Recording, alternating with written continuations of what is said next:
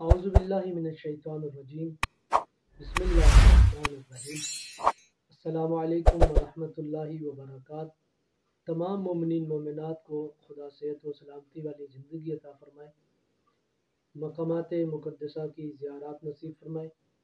مومنین مومنات، آج جس موضوع کے ساتھ آپ کی خدمت میں حاضر ہیں وہ ہے نوروز۔ جیسا کہ آپ کے علم میں ہے، نوروز یعنی نیا دن، ہم گفتگو کریں گے اس کے معنی کے لحاظ سے کہ یہ کس اعتبار سے نیا دن ہے۔ اگر قمری اعتبار سے دیکھیں تو ممکن ہے کبھی یہ پہلی تاریخ کو آتا ہے، کبھی کسی اور تاریخ کو، لیکن اگر عیسوی تاریخ کو مد نظر رکھتے ہوئے دیکھا جائے تو نوروز ہمیشہ 21 مارچ کو آتا ہے۔ اب اگر یہ 21 مارچ کو آتا ہے تو بعض افراد کے ذہن میں یہ سوال ضرور پیدا ہوگا، تو پھر یہ نیا دن کیسا ہوا؟ کیونکہ عموماً جو ہم لوگ نیا دن سنا کرتے ہیں وہ جنوری کی یا یکم تاریخ سے شروع ہوتا ہے، یا محرم کی یکم تاریخ سے، فروری، مارچ، اپریل، اس طرح جو اسلامی مہینے ان کی بھی یکم تاریخ سے شروع ہوا کرتا ہے۔ یہ 21 مارچ سے کون سا ایسا دن ہے جو نیا دن کہلا رہا ہے؟ پہلے کیلنڈر میں اگر ہم توجہ کریں تو مختلف ممالک میں مختلف کیلنڈرز پائے جاتے ہیں، جس طرح انڈین کیلنڈرز، ایرانی، چائنا اور عیسوی، اور مختلف کیلنڈرز آذربائیجان اور ترکمانستان وغیرہ میں جو پائے جاتے ہیں۔ کیلنڈرز کو پہلے مرحلے میں تقسیم کریں تو سب سے پہلے آتا ہے لونر کیلنڈرز۔ یہ وہ کیلنڈر ہے کہ جس کا دار و مدار چاند کی حرکت کے مطابق ہوتا ہے، اور دوسرے جتنے بھی کیلنڈرز ہیں ان کا دار و مدار سورج کی حرکت کے مطابق ہوتا ہے۔ جب ہم کہتے ہیں عیسوی سال تو اس کا دار و مدار سورج مراد لیا جاتا ہے، اور جب ہم کہتے ہیں قمری سال تو پھر اس کا دار و مدار چاند مراد لیا جاتا ہے۔ نوروز کیا ہے، اس کی طرف ہم آپ کی توجہ کرائیں۔ زمین دو طرح کی گردش کرتی ہے، دو طرح کے دائرے میں حرکت کرتی ہے۔ پہلا اپنے ہی دائرے میں حرکت کرتی ہے، تو جب یہ اپنے ہی دائرے میں حرکت کرتی ہے تو دن اور رات کا وجود بنتا ہے، اور زمین جب سورج کے دائرے میں حرکت کرتی ہے تو یہ اس کا ایک وجود ثانی ہے۔ زمین کی گردش کو 12 حصوں میں تقسیم کیا گیا ہے، اور زمین کے اس تقسیم کو جو 12 حصوں میں تقسیم کیا ہے، ہر حصے کو ایک برج کہا جاتا ہے، اور یہ برج مختلف ممالک اور مختلف کیلنڈرز میں الگ الگ نام سے پائے جاتے ہیں۔ اب زمین اپنے ہر برج سے منتقل ہوتی ہوتی جب برج حمل میں پہنچتی ہے تو اس کو کہا جاتا ہے نیا دن۔ یعنی جس لحظے زمین برج حمل میں داخل ہوتی ہے تو دن کی ابتدا ہوتی ہے، اس کو کہا جاتا ہے نوروز، نیا دن۔ یہ نوروز ایران میں، افغانستان میں، ترکمانستان میں اور آذربائیجان میں اور بہت سے علاقوں میں ایک قومی تہوار کے طور پہ منایا جاتا ہے۔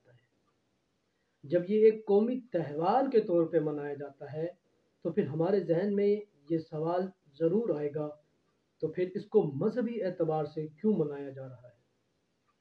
تو اس کے دو جواب ہیں۔ پہلا جواب یہ کہ جب کسی نبی سے یا کسی امام سے پوچھا جاتا کہ مولا ہمارے ملک میں ایک کیلنڈر ہے، نئے دن کا آغاز کس طرح کریں، تو امام علیہ الصلوۃ والسلام اس کو کہا کرتے تھے کہ بلا شک تم اللہ کا ذکر اس سے ابتدا کرو، نماز پڑھو، عبادت کرو، صدقہ دو اور کار خیر انجام دو، اور اس کے ساتھ ساتھ یہ بھی کہا کرتے تھے کہ نئے دن کی ابتدا اپنے دوست احباب، اپنے رشتہ داروں کے ساتھ ملنا، اچھے اچھے کھانے کھانا اور اچھی اچھی ان کے ساتھ باتیں کرنا۔ یہ ایک جواب۔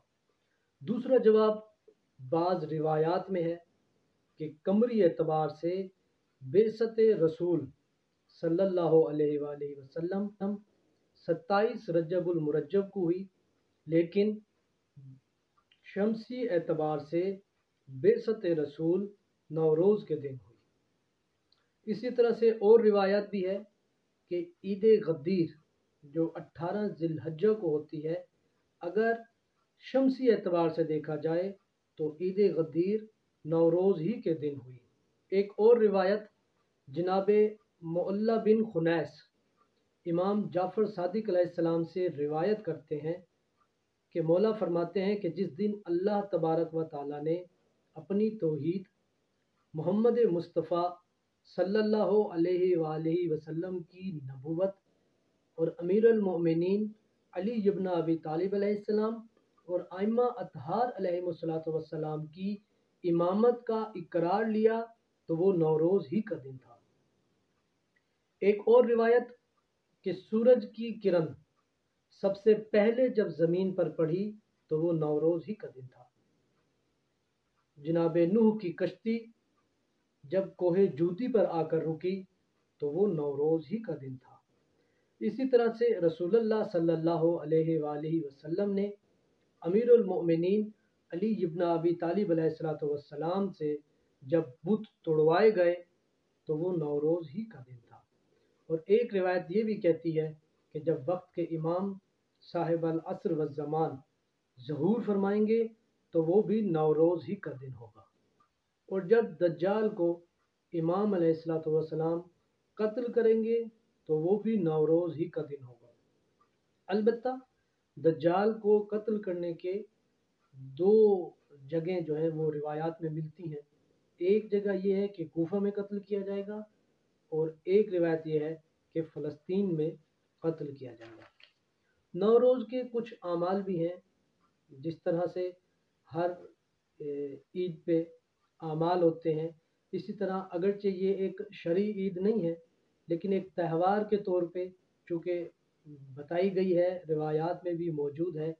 اسی طرح نوروز پہ جو ہے سب سے پہلے روزہ رکھیں، اس کے بعد غسل کریں اور اچھے کپڑے پہنیں، خوشبو لگائیں، اپنے رشتہ داروں کو ملیں، اچھے کھانے کھائیں اور کھلائیں۔ اور اسی طرح 4 رکعت نماز بھی ہے، جس کی ترتیب کچھ اس طرح سے ہے کہ 2 رکعت نماز کر کے ہم نے پڑھنی ہے۔ پہلی رکعت میں سورہ الحمد کے بعد 10 مرتبہ سورہ قدر انا انزلناہ فی لیلۃ القدر، اور دوسری رکعت میں الحمد کے بعد 10 مرتبہ سورہ کافرون کی تلاوت کیجیے۔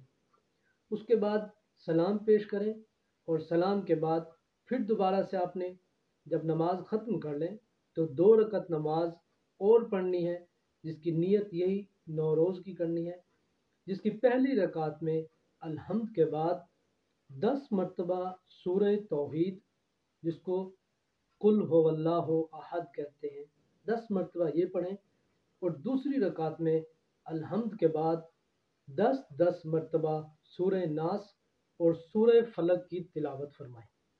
اس کے بعد سجدے میں جائیں اور مختصر دعا مفاتح الجنان میں موجود ہے، اس کو پڑھیں اور تمام مومنین مومنات کے لیے دعا کیجیے، اپنے لیے بھی دعا کیجیے، خصوصاً ان مومنین مومنات کے لیے جن کی دعا کرنے کے لیے کوئی موجود نہیں ہے۔ وقت کے امام صاحب العصر والزمان کے ظہور میں تاجیل کے لیے بھی دعا کیجیے۔ خدا ہم سب کا حامی و ناصر ہو، ہم سب کو محمد و آل محمد کی سیرت پہ چلنے کی توفیق عطا فرمائے۔ وصلی اللہ علی سیدنا محمد و آل طیبین الطاہرین، اللہم صلی علی محمد و آل محمد وعجل فرج